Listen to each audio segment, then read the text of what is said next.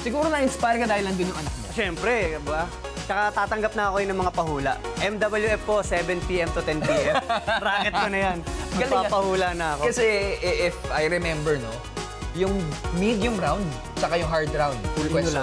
Hula lang talaga. Yung first, yung nakita ko. Kaya tuwan-tuwa ako eh. Yung talagang sabi ko, 100% nakita ko siya. Pero ang maganda dito, last time, 0. Ngayon, 3 out of 3. Bawing-bawi. Bawing-bawi talaga. Yes. Saan watchable ka nahirapan so far? Or pinaka na-challenge? Sa lahat ng napanood ko, yung ano pa rin, Malilimpics. Mali-Malimpics? Oo, Malilimpics talaga. Hirap po. Sobra. Kung sakasakali bukas, okay lang ba makita natin ulit yan? Hindi ko alam kung gagana pa yung hula ko, ha? Pero... May ano ba yan? May capacity lang? Diba? Huwag daw masyadong gamitin. Masama. Masama. So, ilang watchable na napanood natin? 3. Iba-iba, di ba? Ano yung pinaka-paborito mo so far? Yung Huwag Kang Kukurap. Bukod, para sa akin,